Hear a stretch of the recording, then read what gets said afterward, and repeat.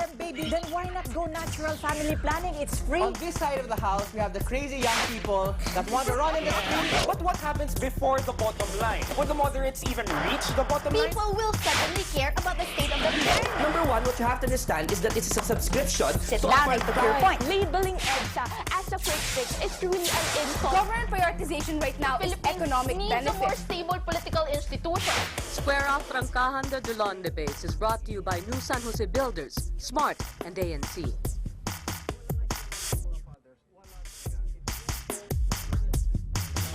Good evening, I'm Twink Makareig. Welcome to Square Off Trancahan de Dulon Debates Grand Finals. We began our odyssey with 22 teams from schools all over the country. Tonight, the last two teams standing battled it out for the right to be adjudged the most worthy to receive fabulous prizes, including an all-expense-paid trip to represent their school and the country at the 2009 Asian Universities Debating Championships in Dhaka next May, courtesy of Senator Frank Drilon with pocket money from the Real Bank. Let's look back at the journeys that got these two teams to this point. First team to make it to the finals got here by opposing the abolition of EVAT in its octofinal bout against Ateneo de Davao, arguing against another year to the basic education curriculum in its quarterfinals match against UP Baguio, and proposing the election rather than appointment of the ombudsman in its semi-final round against Sanbera. Our other finalists made it here by advocating the legalization of marijuana versus College of St. Benilde in the octofinals, opposing bank secrecy rights for public officials in its quarterfinals matchup with MSU Marawi, and arguing against the decriminalization of libel versus MSU Iligan Institute of Technology in a tight semifinals bout won by a split decision. Let's meet our contenders. Ateneo de Manila. Oh, Ateneo, one big fight. De La Salle University. St. John Baptist de La Salle. Pray for us. And the team members. Hi, I'm Stephanie Ko. I'm the Prime Minister, and I really like the archer's hat thing. Can I have one? I'm Dino De Leon. I'm the leader of the opposition, and I'm the third wheel in my team. I'm Nico Biscocha. I'm the DPM. I think we should support the environment by going green. I'm Robin Cebulino. I'm the Deputy Leader of Opposition, and I agree with Dino. I'm Angelica Mangajas. I'm the Government Whip, and I think Animo Lasal. April Fools. My name is Bianca Lagdameo. I'm the Opposition Whip, and I brought my Saint Jose Maria Escriva rosary for this round. All right, we're using the Asian parliamentary format. We're familiar with the rules by now, so let's skip that portion. I just like to remind the audience that a terrific Best Speaker Prize awaits the debater who garners the highest number of text votes. To vote, text poll space SO space your choice, Dino, Robin, Bianca, Jika, Miko, or Steph, and send to 2366 for Globe and Sun Cellular subscribers and 231 for Smart subscribers. Introducing our distinguished adjudicators, ANC producer, PDI columnist, and World Public Speaking Champion, Patricia Evangelista. Hi, Pat. Here, here. Philippine Bar Top-Notcher of 2005, Joanne De Venecia. Hello, Joanne. Counselor of Baliwag, Bulacan, practicing lawyer and law professor, Ricky De La Cruz. Good to have you back, Ricky. Bar Top-Notcher of 2002, she also recently topped her MBA class at AIM, Arlene Maneja. Welcome back, Arlene. And our chief adjudicator, former managing partner of the Accra law firm, he has served the country in numerous capacities as Labor Secretary, Justice Secretary, Executive Secretary, and three-term senator. A staunch advocate for social justice and youth empowerment, as his sponsorship of this tournament shows. It is our honor to welcome former Senate President Frank Drilon. Good evening, sir.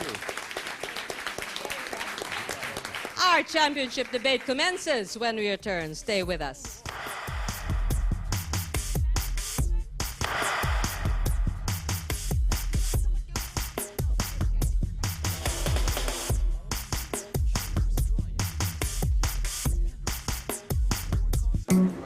Ian got me flowers. Well, Paula got me gold. Introducing the new Smart Gold Life Plans. Enjoy nation-widest coverage at the lowest postpaid per minute call rate with easy application terms. Getting gold has never been easier. got me flowers. Paula got me gold.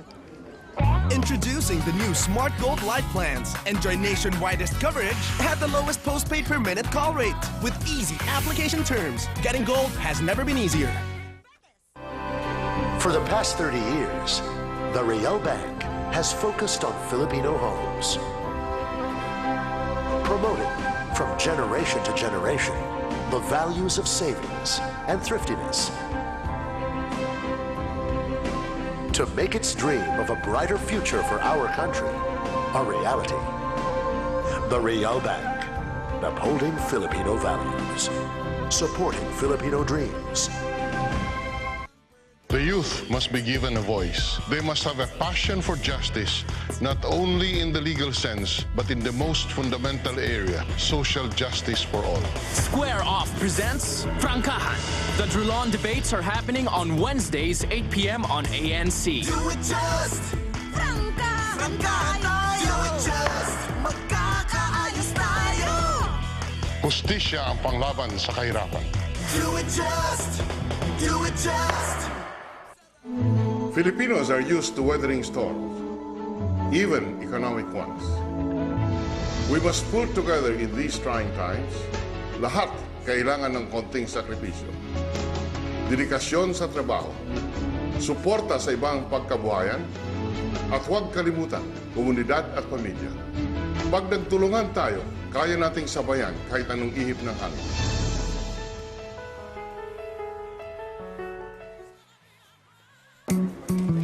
Got me flowers. Paula got me gold. Introducing the new Smart Gold Life plans. Enjoy nationwide coverage at the lowest postpaid per minute call rate with easy application terms. Getting gold has never been easier. Ian got me flowers. Paula got me gold. Introducing the new Smart Gold Life plans. Enjoy nationwide coverage at the lowest postpaid per minute call rate with easy application terms. Getting gold has never been easier. Filipinos are used to weathering storms, even economic ones. We must pull together in these trying times. Lahat kailangan ng konting sakripisyo. Dedikasyon sa trabaho, suporta sa ibang pagkabuhayan, at huwag kalimutan, komunidad at pamilya. Pag nagtulungan tayo, kaya nating sabayan kahit anong ihip ng hangin.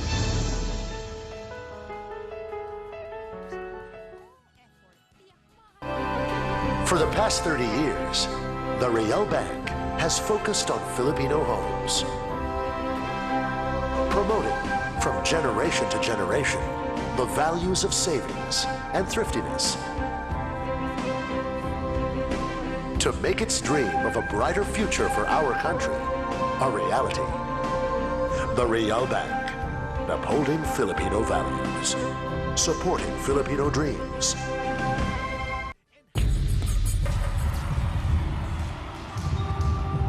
Abutin ang pangarap.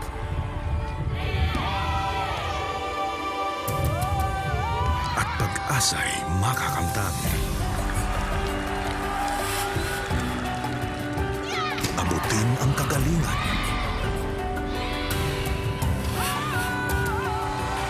At maging inspirasyon sa kabataan.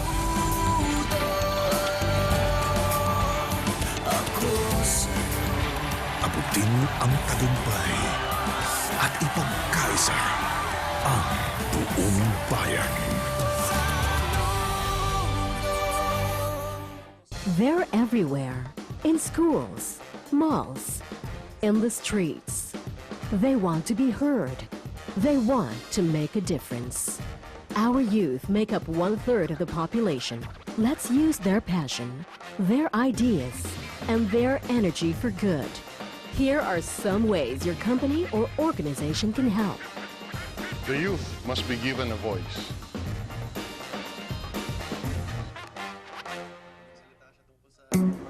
Ian got me flowers. Paula got me gold. Introducing the new Smart Gold Life plans. Enjoy nationwide coverage at the lowest postpaid per minute call rate with easy application terms. Getting gold has never been easier. Ian got me flowers. Paula got me gold. Introducing the new Smart Gold Life Plans. Enjoy nationwidest coverage at the lowest postpaid per minute call rate with easy application terms. Getting gold has never been easier.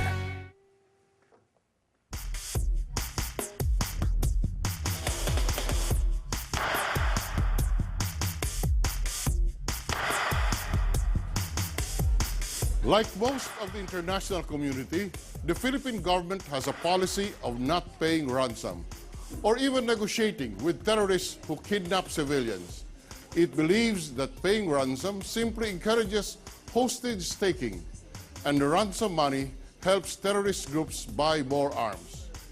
However, it is also widely known that many high-profile cases of hostage-taking were actually resolved because the families of the hostages quietly paid the ransom, or the government handed over payments for so-called board and lodging. So why bother maintaining a policy that is so frequently defied? The motion for tonight's debate is, this House believes the government should scrap its no ransom, no negotiation policy towards terrorists. Debaters, prangkahan tayo. We call on Prime Minister Steph Ko to open the debate for the government. Mr. Speaker, terrorists are groups that use violent and illegal means to get what they want from the state. Sometimes these groups are ideological, sometimes they have real grievances, sometimes it's really just about the money. In this debate, we won't make a distinction, and we say we will negotiate with all types of groups. Because we say in situations like, for example, kidnapping of civilians, there is no one ideal policy and there will always be pros and cons. But the government goal is always clear. Firstly, it is to minimize the security harm that's happening in the short term, especially for the people involved. And secondly, it's to strengthen long-term government position when it comes to dealing with terrorists. The model we have here from government side will be clear. We will allow for negotiation, but with certain non-negotiables. Firstly, we will allow negotiations with only one official negotiator because we don't like the fact that in status quo, there are too many official negotiators that makes things too confusing and can lead to possible sources of corruption. Secondly, we won't allow sensitive information anymore to be leaked to the media. Thirdly, all compromises will be non-monetary. Like, for example, what they did in 2000 when it came to freeing hostages, like livelihood projects, no thank you, scaling down on true presence, giving more land, and the like, but never monetary. The last thing is we want them to disarm after the release of a person. If the group disarms after the release, we will not go after them. But if the group does not disarm after the release, then we will have an all-out offensive after that group. The last thing is that negotiations fail due to the fault of the group itself. For example, they pull out of the negotiating table, we will still go after this group.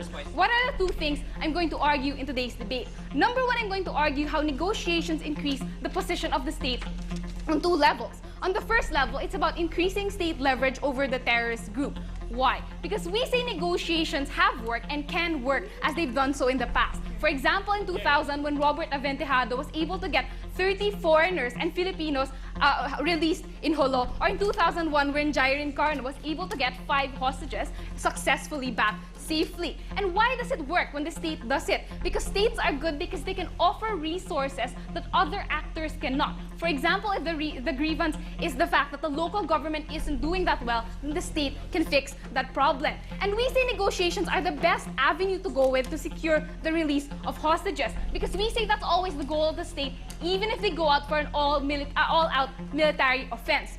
But the problem and the difference with an all-out military offense is the military always manages to botch the operation. For example, in 2002, when Martin Burnham was killed, when the military came in and tried to save them. In fact, they say Martin Burnham could have possibly even been killed by the military's own bullets. That's why we say even then, it can also even hit civilian areas. We'd rather use alternatives that best minimize casualties because that is what's best in line with the state principle of protecting its civilians in the best way possible. No, thank you. That's why we say we'll still go after them after the rescue happens, as precluded in our proposal, because giving in to some demands does not preclude going after them after security is assured.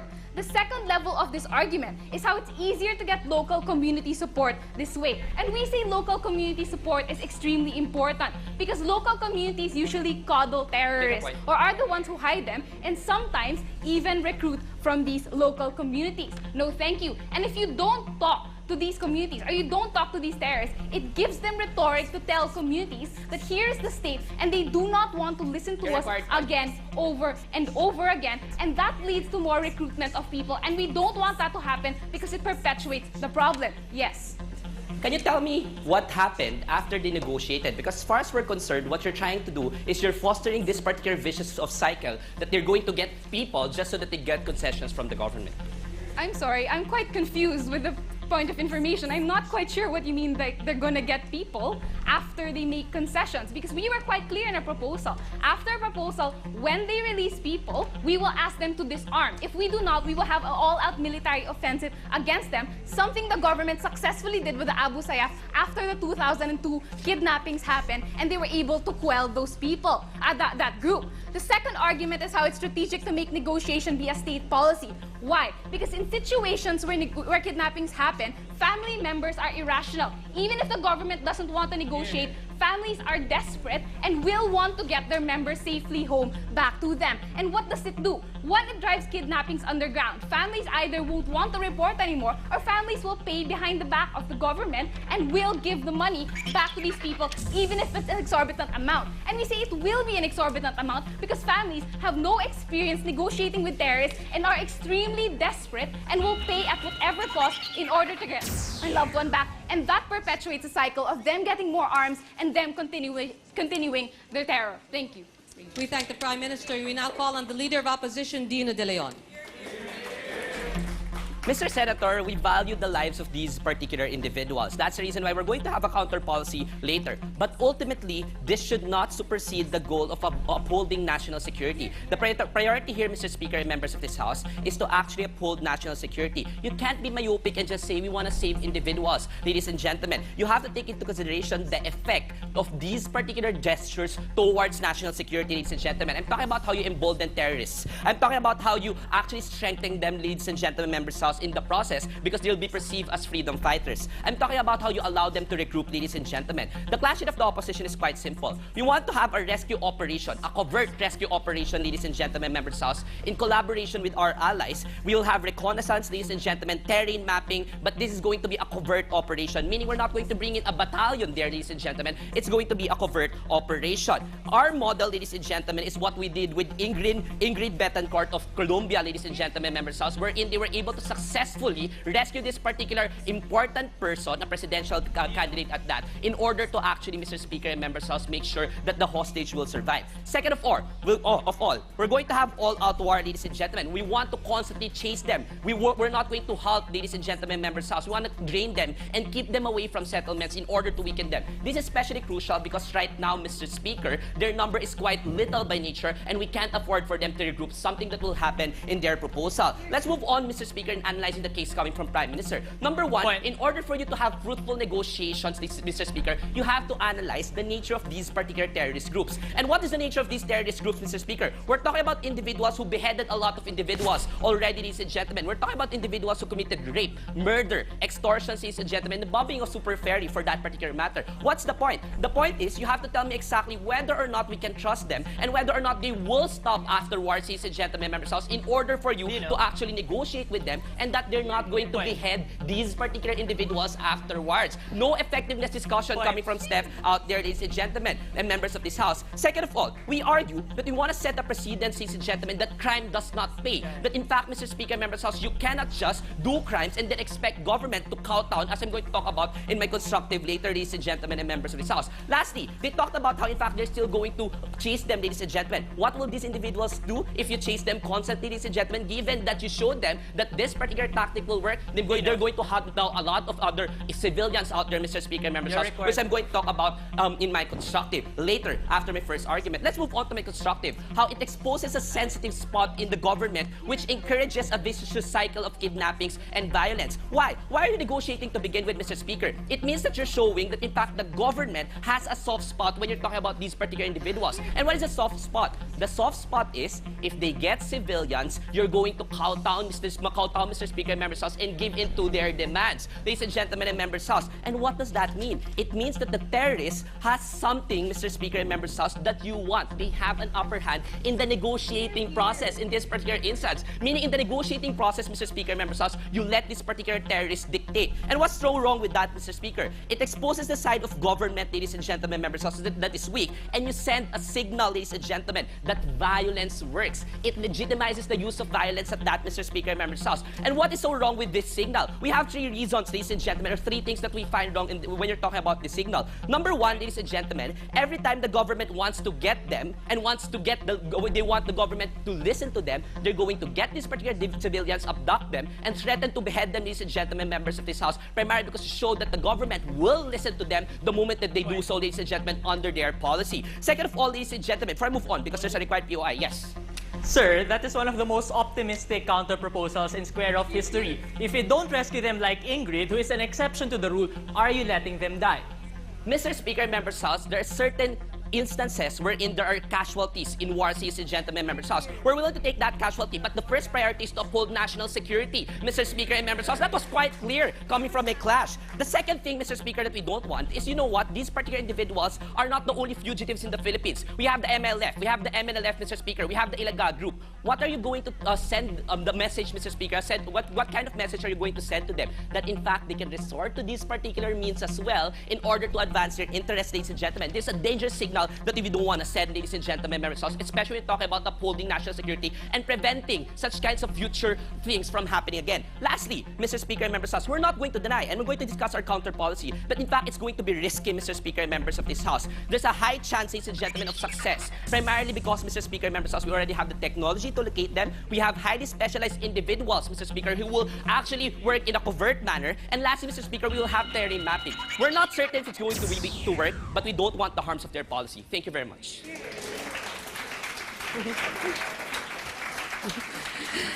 I'd like to meet those highly specialized individuals. We thank the Leader of Opposition. Now to further strengthen the argument of the government, we call on Deputy Prime Minister Miko Biscocho. Ladies and gentlemen, in a post-Bush world of dichotomies of being with us or against us, it's very easy to come up here with bravado and say, we will never talk to terror groups. But that isn't very smart. Negotiating doesn't mean we agree with them. Negotiating doesn't mean that we like what they're doing, but often it is a means to save lives, and sometimes, in the numerous successful instances, the only means to do so. Dino can be passionate, Dino can be optimistic, but we don't think his policy will work in the real world in order to save people, and we think we are still protecting national security. What I'll be arguing later on is how our policy is in line with the exhaustion of all means, how this option should be on the table, and how the state is duty-bound to take on at least looking at negotiations as an avenue before we go out to the secret operations and before we go out to all-out war. But before that, allow me to address very briefly three arguments that he brought up. The first is on this naive idea that they are bad people, they behead people, they rape people, therefore we should not talk to them. Ladies and gentlemen, the British government talked to the IRA right after they bombed 10 Downing Street. I don't think that it's very nice for them, no thank you, to have tried to kill their Prime Minister and their Prime Minister to talk to their emissaries. The ETA, after they attacked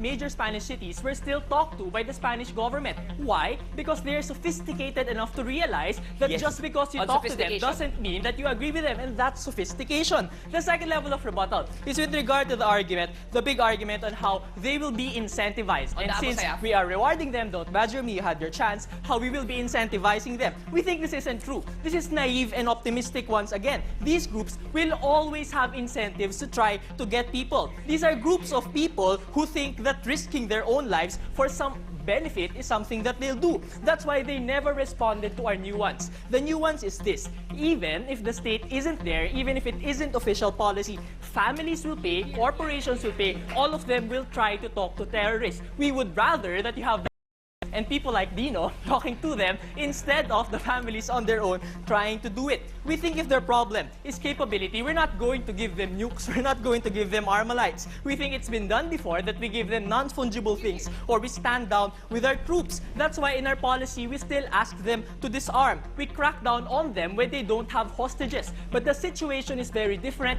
when lives are at stake and when the state is mandated to do something about it. The question is, should we keep communication channels open and should we exhaust all means, or should we go out and try to rescue them and have an all-out war right away? The last level of rebuttal is with regard to the out of the debate argument on how there are other groups like the MILF and the MNLF. We were quite bold enough in our policy to say that we are willing to engage with them because regardless of whether they have material concerns or ideological concerns, the state is most able to exert leverage when we have open communication lines and we don't try to go around them and rescue them at night or through a helicopter.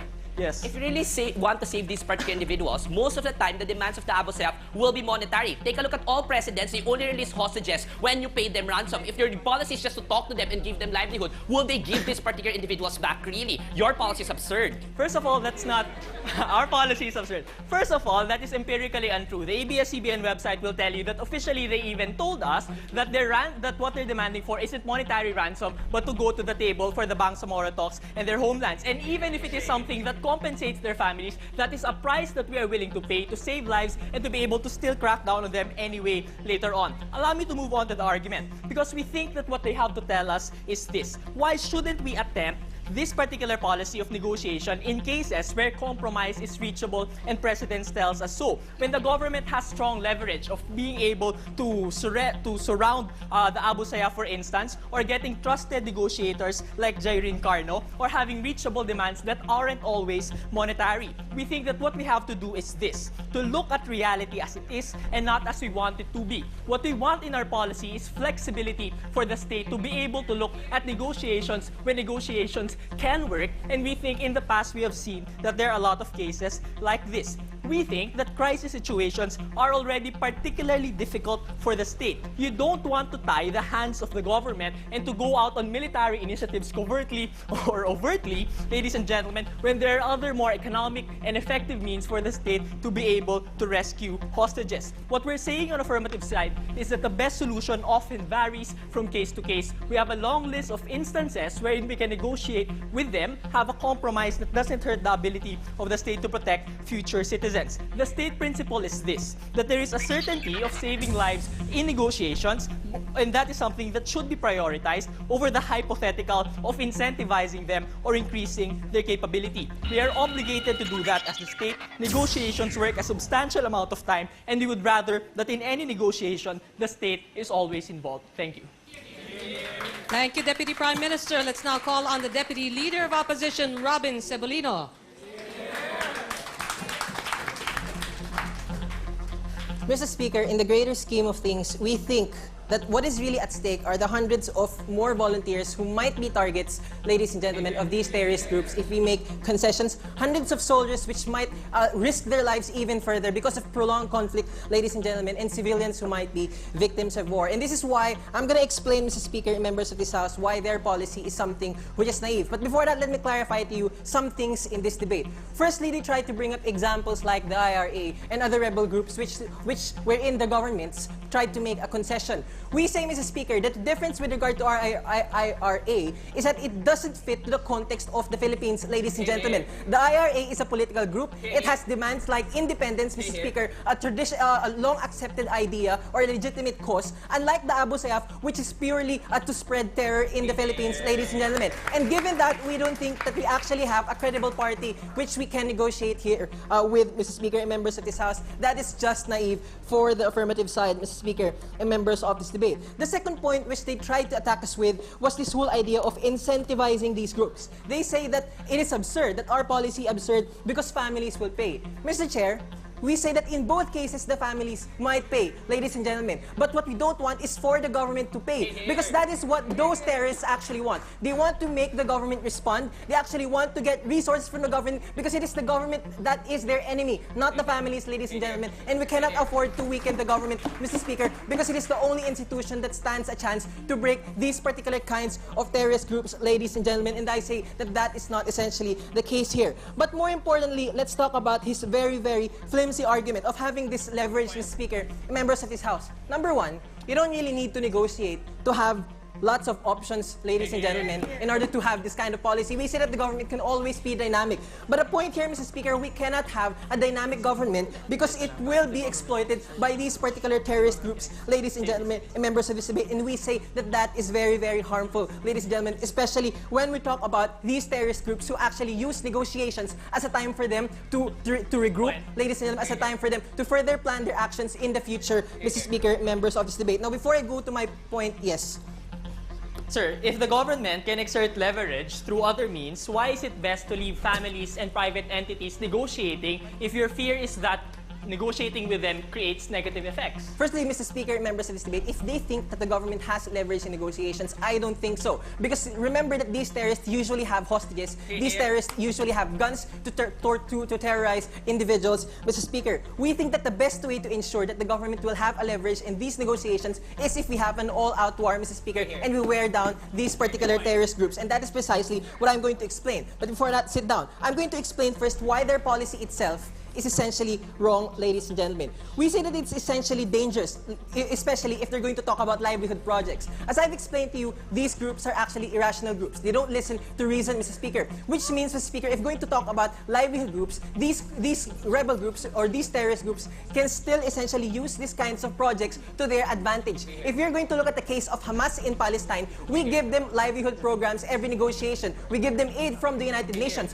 What does Hamas do? What they do, Mr. Speaker, is to use these kinds of livelihood programs to fund their armed struggle, Mr. Speaker, and members of this House, and spread more terror. And that is why, whether it is monetary or not, the point is these individuals can always use it at their advantage, especially those terrorist groups are usually in control of their particular region, Mr. Speaker. They can either steal aid or use that particular aid at their advantage, ladies and gentlemen, and members of this debate. But more importantly, why do we say that the military action and no ransom policy is essentially good? We say, Mr. Speaker, that that is good because when we have a military action and we always crack down these terrorists, we always keep them on the run, we wear them down, Mr. Speaker, and we drain their necessary resources, Mr. Speaker, and members of this House. What is good about that? When we say that when we drain those particular terrorist groups with their resources, it is easier to make them make concessions to the government, Mr. Speaker, and members of this debate. If we will analyze the case of Hook Balahap before, Mr. Speaker, the government never had any negotiation until the Hook rebels were so weak, Mr. Speaker, that the only thing that they have to do is to make concessions with the government, Mr. Speaker, and members of this debate. We say that that is very, very important, an important consideration that we have to make, primarily because if we try to negotiate them every time we think that we have to negotiate with them without having the proper leverage or without an all-out war policy, which we propose on the opposition side, we don't think that it is essentially going to work and that it will protect national security in the long run. What you're going to do is that you make the government even more vulnerable to the demands of these particular terrorists, especially key individuals like people from the Red Cross, volunteers who try to help these particular communities. Thank you. Thank you, Deputy Leader of Opposition. For the summation on the government side, we call on Government Whip, Jika Mangahas.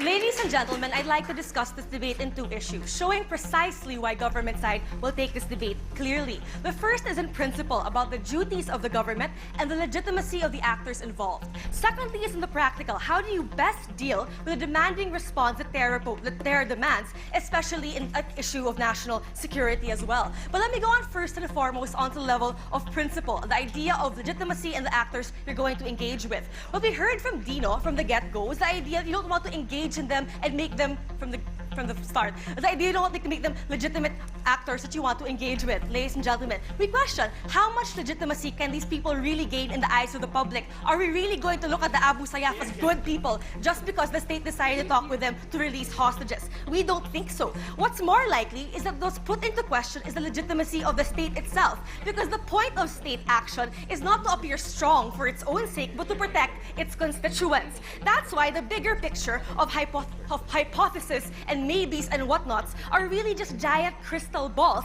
in face of the tangible fact that you have people there who you need to save, who you need to protect. No, thank you. And that's why hardline stances in the past haven't stopped the Abu Sayyaf coming back either by themselves. So they haven't proven as well why a hardline was suddenly the most effective crackdown alone. Showing that you need more options, no thank you, not right now, more options and more strategies by which the state can be most effective.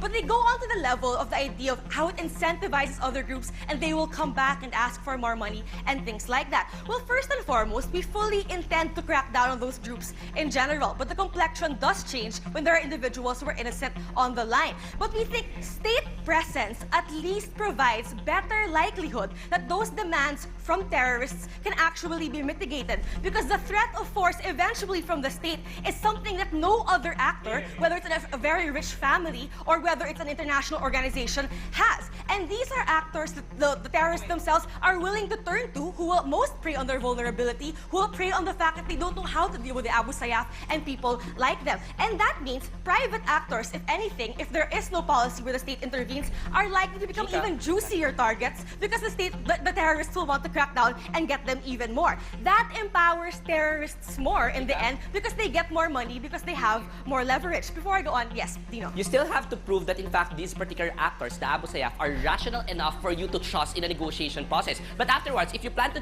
chase them in the forest after you get the hostages, what are they going to do? They're going to get another hostage in order to prevent the government from capturing them. Even on their side, a crackdown doesn't mean they won't suddenly get one hostage or the other. That doesn't preclude the value of ours, because if ours eventually, maybe it will fail, we can still resort to other options. They have no alternatives if theirs fail. What happens then? The issue isn't about whether it's the state paying or no one else or the private paying, but how much money is paid out at all. And we think the most money and most leverage is given to terrorists when the state is not the people who they are bargaining with in the first place. And that's a problem which was never rebutted by Dino or anyone else on their side with regard to the private actions and the private payments made by families which empower terrorists even more. Which goes on directly then into the second issue of this debate. The idea that there's the idea of the practical effects that happen when you're dealing with national security. I first want to talk about their counter-proposal, which is a covert operation which no one will ever know about. Well, we think first and foremost, it's not going to be as covert as they think it is. Simply because a number of Marines in the past were slaughtered because the signal of the radio was detected by the Abu Sayyaf. So we don't think, ladies and gentlemen, it's going to be all covert, and you're likely to still harm people in the ground, people in collateral damage in villages where the Abu Sayyaf themselves are based. And that is when national security becomes even more compromised. If you want to evacuate people, if you want to have internal displacement, if you want to destroy infrastructure, that is when national security becomes more compromised and you're hurting people on the ground the most. How does that make it more secure? How does that guarantee people's lives? It simply doesn't, and that's why security isn't the option if you simply want to go to war. Wars often create more insecurity and war-torn zones. That's even worse, ladies and gentlemen, and members of this House. They say, however, we're giving them time to regroup or maybe get more strength and power. Well, first and foremost, they're not guaranteeing that that won't happen on their side either. But even if they might get maybe a few more months to regroup, ladies and gentlemen, we don't think that those costs are really too high as well when you're talking about tangible lives that need to be saved, especially when they're talking about hypotheticals and we're talking about certainties that lives deserve all the exhaustive options given to them at the end of the day. And simply for all of those reasons, we firmly believe on the principled level in state duty, what people deserve from their government, and in terms of practical, what provides national security, we should take this debate. Thank you. Thank you, Government Whip. For the last speech of the evening, we now call on the Opposition Whip, Bianca Lagdameo. Essentially, Mr. Speaker, what we wanted to achieve coming from the opposition bench was this. How do we best save the lives of these hostages while at the same time not compromising national security in the long run? And we think that that's a very crucial issue which government bench was never really able to answer. But I'm going to be discussing two crucial questions in this debate. Number one, how do we best uphold national security, both right now and in the long run, Mr. Speaker? But secondly, why our proposal of the all-out war is essentially going to work a lot better. Let's tackle the first one, Mr. Speaker, on how exactly do we best uphold national security? Because it's strange, Mr. Speaker, when you try to think of what Jica was saying towards the end of her speech. Because all of a sudden, she no longer likes the concept of war, because war isn't reliable anyway. War isn't doing anything. But if you think about what they essentially wanted, Mr. Speaker, it's if negotiations don't work, then we'll go for your option, which is the final end, which is what we said is going to work right from the get-go, Mr. Speaker, and members of this debate. But another crucial issue which they fail to understand is that when we characterize terrorists and the kinds of individuals that they really are, they're irrational beings, Mr. Speaker, and members of this debate. This means that when you're dealing with negotiations, it's going to be very hard for you to number one, come up with a compromise, but number two, usually, hold on, these individuals ask for very unreasonable demands. Demands which even the state will not be able to fulfill. In the example of the Abu Sayyaf, Mr. Speaker, they want to pull out all of the troops, essentially giving Holo, or 92% of Holo, to these particular individuals, making more of the state more vulnerable because you no longer have the military there to protect them, Mr. Speaker, and members of this debate. But more than that, Mr. Speaker, what you have to understand is that they never responded to Dino. Take a seat first. They never responded to Dino when we told you that what these particular hostages are, Mr. Speaker, is a leverage. A leverage for these particular individuals, these particular terrorists, to get exactly what they want, or try making it harder for the government to actually solve all of these problems. If you stick to our proposal, Mr. Speaker, and you actually go out and wear them down and get rid of their amenities and all that, and all of their resources, that's when you're actually going to solve the problem. That's when you make them weaker, and that's when they can no longer get these hostages anymore. Yes, before I go on. Bianca, you yourself said at the start of this debate that it's about rescuing hostages. When has your side ever shown us that you're going to be able to rescue hostages this way and not kill people like you did with Martin Burnham?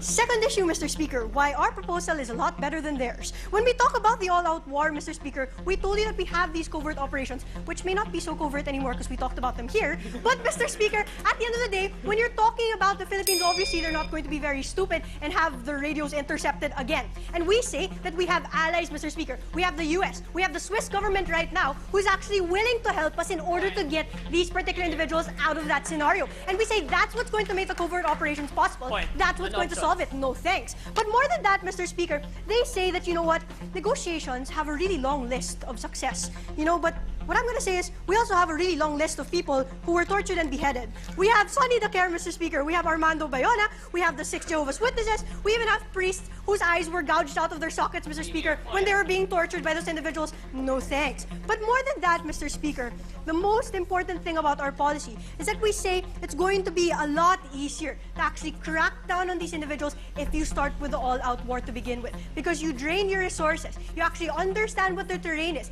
And that's when, Mr. Speaker, all of your efforts will be successful. And we don't give them the leverage of having hostages because we never start with negotiations to begin with. Because they say, what's going to happen to the private actors, Mr. Speaker? Essentially, they say, it's going to make them juicier targets. We say, Mr. Speaker, if we don't have negotiations to begin with, they know they can't get away with it. They won't target those individuals anymore, Mr. Speaker, because it's not going to be feasible for them to do so. They're just going to have people get on their butts and try counting them down even faster, Mr. Speaker. But last, why is it going to be better if you have the state on board insofar as negotiations are concerned? Because we never really saw how that's actually going to be better. All they said was that the state is more likely to be able to deliver on the demands of these individuals. And we say that that doesn't necessarily stand. Because we pointed out to you that the very crucial thing in this debate is the actual nuancing of the types of individuals that we're dealing with. We're dealing with terrorists. We're dealing with people, if they want to take on other groups, who want secession from the Philippines. Okay, let's give them secession now for 3 individuals.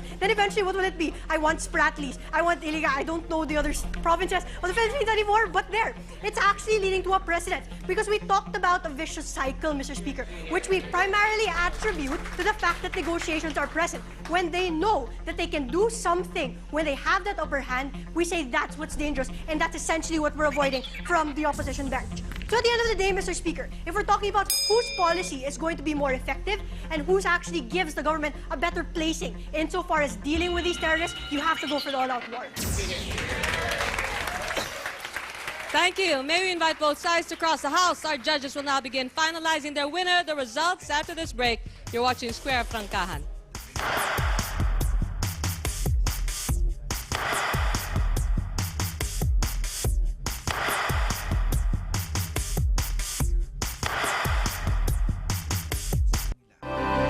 For the past 30 years, the Real Bank has focused on Filipino homes, promoting from generation to generation the values of savings and thriftiness to make its dream of a brighter future for our country a reality. The Real Bank, upholding Filipino values, supporting Filipino dreams. Ian got me flowers. Well, Paolo got me gold. Introducing the new Smart Gold Life Plans. Enjoy nationwidest coverage at the lowest postpaid per minute call rate with easy application terms. Getting gold has never been easier. Ian got me flowers. Well, Paolo got me gold. Introducing the new Smart Gold Life Plans. Enjoy nationwidest coverage at the lowest postpaid per minute call rate with easy application terms. Getting gold has never been easier. They're everywhere. In schools, malls, in the streets. They want to be heard. They want to make a difference. Our youth make up 1/3 of the population. Let's use their passion, their ideas, and their energy for good. Here are some ways your company or organization can help. The youth must be given a voice.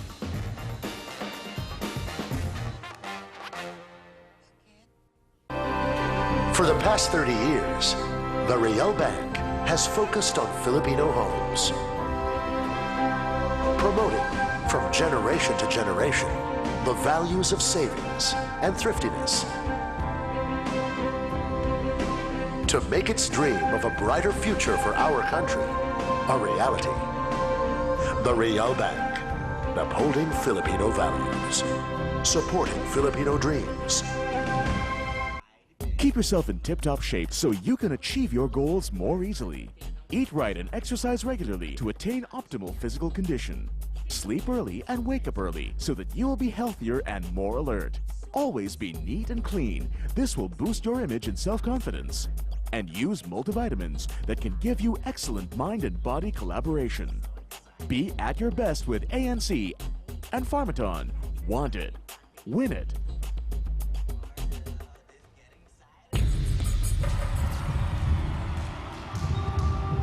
Abutin ang pangarap.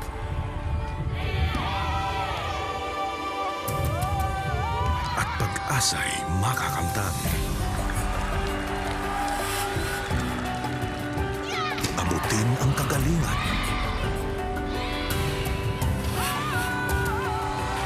At maging inspirasyon sa kabataan.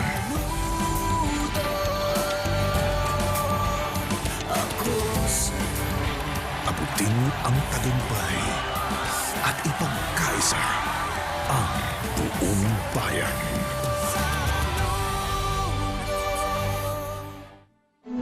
Filipinos are used to weathering storms, even economic ones. We must pull together in these trying times.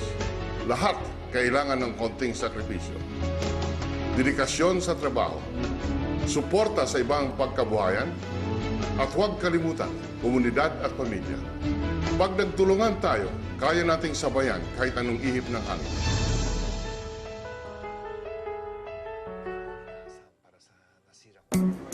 Ian got me flowers. Well, Paolo got me gold. Introducing the new Smart Gold Life Plans. Enjoy nationwidest coverage at the lowest postpaid per minute call rate with easy application terms. Getting gold has never been easier. Ian got me flowers. Well, Paolo got me gold. Introducing the new Smart Gold Life Plans. Enjoy nationwidest coverage at the lowest postpaid per minute call rate with easy application terms. Getting gold has never been easier. Ian got me flowers. Well, Paolo got me gold. Introducing the new Smart Gold Life Plans. Enjoy nationwidest coverage at the lowest postpaid per minute call rate with easy application terms. Getting gold has never been easier. For the past 30 years, the Real Bank has focused on Filipino homes, promoting from generation to generation the values of savings and thriftiness to make its dream of a brighter future for our country a reality. The Real Bank, and upholding Filipino values. Supporting Filipino dreams.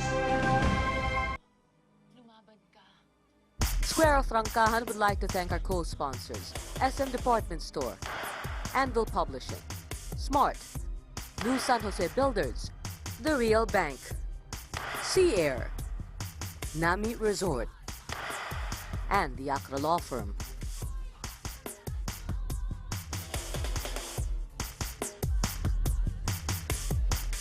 Welcome back to Square of Francahan, the championship. Members of the victorious team tonight win an all-expense-paid trip to represent their school and the country in the 2009 Odyssey in Dhaka, courtesy of Senator Frank Drilon, plus spending money from the Real Bank. Meanwhile, the best speaker chosen by text votes receives a 3-day Boracay vacation for two, courtesy of Sea Air and Nami Resort, while the judge's choice for best speaker receives a trophy and gift check from the Accra Law Firm. Now let's ask the judges to critique the performances tonight from our panel. Joanne and Pat, your assessment of the government side, Ateneo. Yeah, I'll do the bad cop. Patricia will do the good cop. Okay. Well, the one thing that I would like to point out is that at the start of the debate, you wanted to do it regardless of who the group is. But then there was a problem there, I thought, towards the end, because the question that was posed by the opposition was, what if they will not give up their monetary demands? And we've seen this with the ASG. We know that the ASG is not political. They don't have an ideology. They've always asked for money. They're bandits, as opposed to other groups. So that question of the monetary value and whether or not you're going to forgo that for non-monetary rewards, for me, was kind of nebulous in the end. And so you had to make that distinction, which I thought you did not do. Pat? Assuming but not conceding that actually they do give up their monetary demands, what are you going to give them? You may give them land, you might give them territory, you might give the total vulnerability of example Mindanao. For what? Because if you concede that giving them money is a problem, I think there's a greater difficulty if you give them the entire Mindanao. And if they believe that you're going to go after them anyway, then why would you release your hostages if you know that in the long run, once you do, everything goes off the negotiating table? So I think that's problematic. Frankly, I like the way the debate was set up from the government side, but I think you have to respond to the issue of perpetuating the sort of problems you have in the status quo. That's it.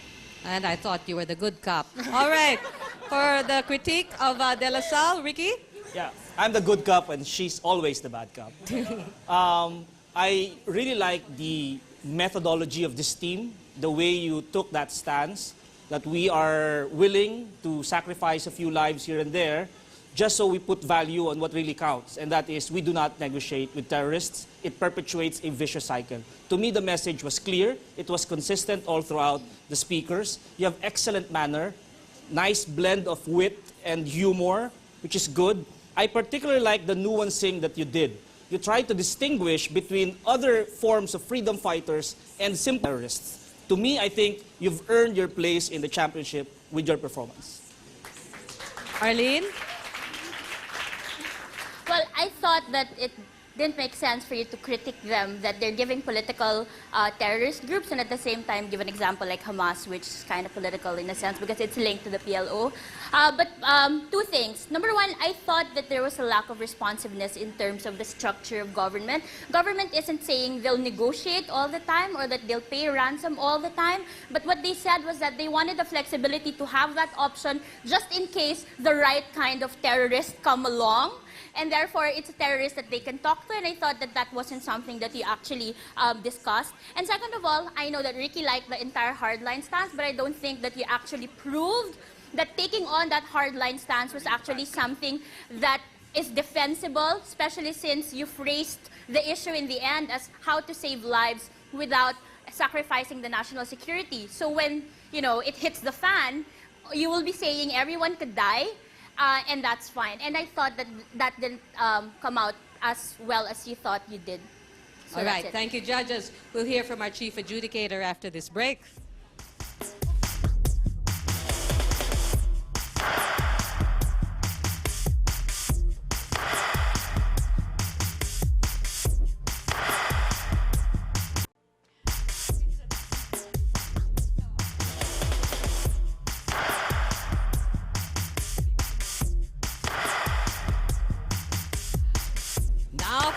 awaited results. The Texter's choice for Best Speaker wins the Bora Vacation for Two, courtesy of Sea Air and Nami Resort, to be awarded by Roel Sibayan, Sea Air Assistant Sales Manager. The People's Choice is our Leader of Opposition, Dino De Leon.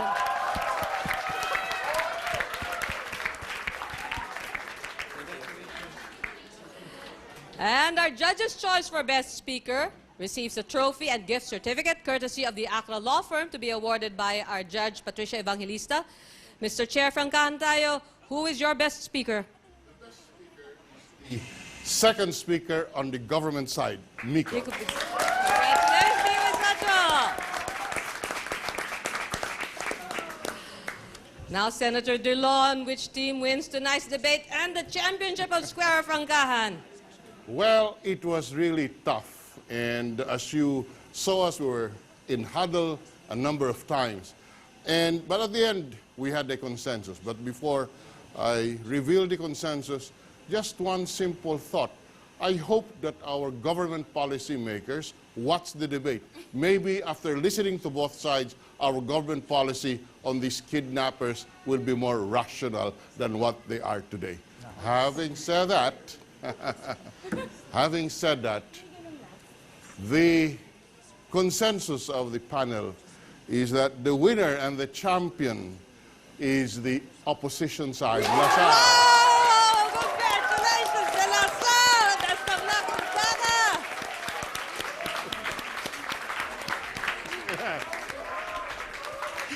We've come to the end of our odyssey. Our bottomless thanks to all our sponsors, especially Senator Dillon, for supporting this show. When we return, we'll begin a new season of Square Off, the CBC Law Debates. I'm Tuig Pakariig. Good evening.